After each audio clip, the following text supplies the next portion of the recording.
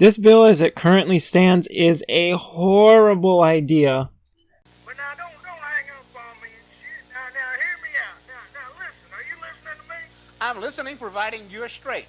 So recently there was a bill proposal to ban loot boxes and pay-to-win microtransactions in games. Now this isn't a new push, this has been brought up before, and now we're just seeing the continuing saga of this, which I know is going to end in government intervention because, as I've said before, these companies are riding this train until it crashes.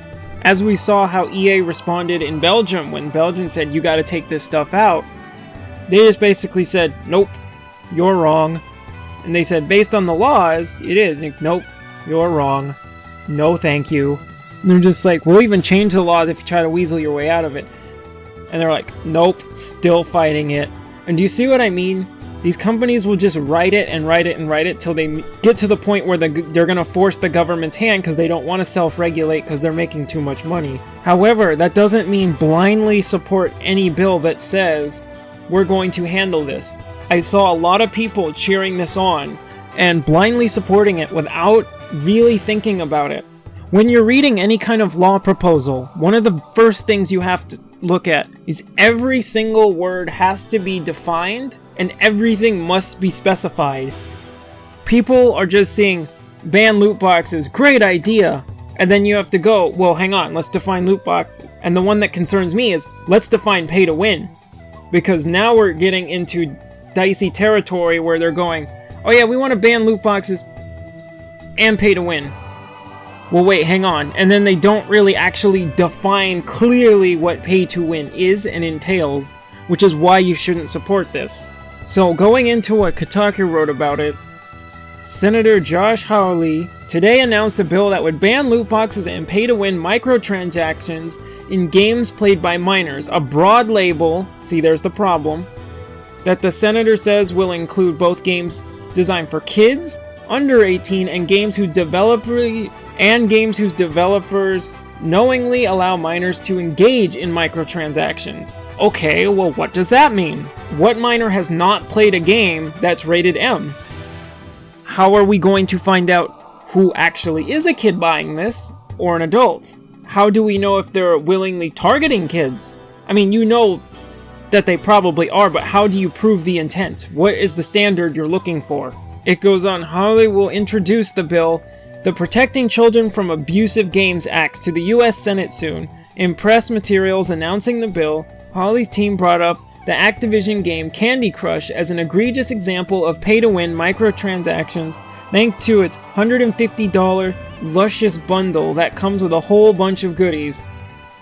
Okay, well, hang on. I don't have the numbers on hand, but I'm just going to say a large variety and a very, very big part of Candy Crush's player base is adult women. And this could also target many free-to-play games that have options like this but are not egregiously horrible. My favorite mobile free-to-play game was Sonic Runners. I never had to spend any money to get anything I wanted in there. Okay, but it still had the stupid options to buy obscene amounts of currency. You could argue Sonic is a game targeted for kids. Okay, so now does all of that have to be ripped out?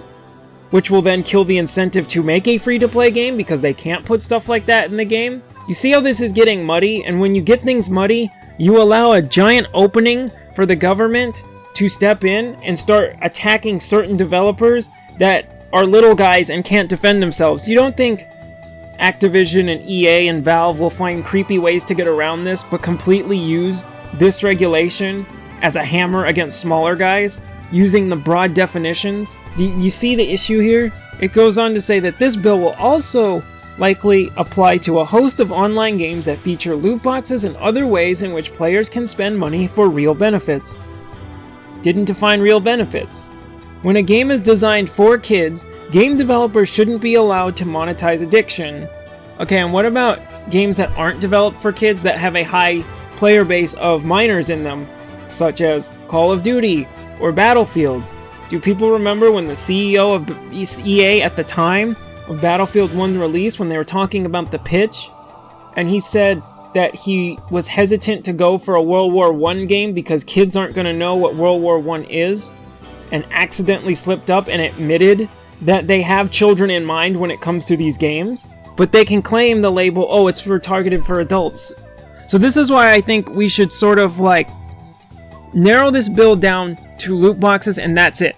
Stay out of everything else. Anyway, and when kids play games designed for adults, they should be walled off from compulsive microtransactions. Game developers who knowingly exploit children should face legal consequences. Again, that's hard to prove that the Call of Duty developers are specifically targeting children. It's one of those things where we can see it is, but you have to prove beyond a reasonable doubt in court, and that's going to be pretty difficult to do. And then how do we wall off the children from the microtransactions who are paying with their parents' credit cards? How do we know it's the kid playing or the parent playing? Because there's plenty of adults who have kids who play COD. And if the kid is using... because the kid's not going to have a fucking credit card. The good thing is that last says the Federal Trade Commission promised to investigate boxes, which I do agree with, that they should be looked at. And I do think at this point they're going to force the government's hand because they are a safety risk. As you can argue, an addictive substance or addictive activity such as gambling that's going towards minors. That I'm fine with. So a letter from Senator Maggie Hassan that she wrote in the wake of 2017 string of games featuring the heavy usage of predatory microtransactions such as Middle-earth's Shadow of War and Star Wars Battlefront 2. Although some companies have pulled back on the practice, popular games like Overwatch, FIFA, and Apex Legends continue to make big money off randomized microtransactions. Many of those games are played by adults and children. Now see, that's something that you can define. Randomized microtransactions. Now if there is a bill, you gotta read what they define that as. But that's something that significantly narrows it down. Because if they just go loot boxes, period. Well, are we talking about ones that are like from Iron Brigade that you can only get them in game from playing the game? Can we say like Monster Hunter? I mean, that's basically, the monster is basically a glorified loot box. You kill the monster, you get randomized rewards. You gotta kind of like most likely mean paid, but if it's not specified in the bill, that can get abused. Just the thing that should mainly concern you if you take anything away from this video is that we need to say the pay to win section has to go. It's too vague. It's too big of an overarching subject that can't be narrowed down exactly. And if it's too broad, the big companies can use it to bully smaller companies, because the big companies can try and sneak in some shady shit. Because keep this in mind, they can use this pay to win logic to go after DLC very easily. The way it's defined now, okay, could I say in Smash 4, we have to make Smash 4 Bayonetta garbage bottom tier, otherwise that's pay to win because she's considered the best character in the game. You see how we can sort of make that argument? I'm not saying it's valid, but I'm saying you could make that argument. You could go Dark Souls 3, Painted World of Ariandel has the Ring of Protection and Favor +3, which is objectively better than the original one in the base game. So you could say, oh, there's some pay to win because that's an innate advantage over someone who doesn't have the DLC, and therefore we have to nerf DLC items to make sure that they're all worse than what's in the base game. Now, I don't buy these arguments. I'm just saying these are cases people could make and can be used to target non-predatory DLC. And the end of the article just goes on to say Holly, 39, has become known in Washington for criticizing major tech companies, Facebook and Google, often accusing them of anti-conservative bias, which I think we can say is objectively true. And as of 12:28 p.m. there was an update that the Entertainment Software Association, or the ESA, the video game industry lobbying group, sent over a statement shortly after this bill was introduced. Numerous countries including Ireland, Germany, Sweden, Denmark, Australia, New Zealand, and the United Kingdom determined that loot boxes do not constitute gambling. We look forward to sharing with the senator the tools and information the industry already provides to keep control of in-game spending in parents' hands.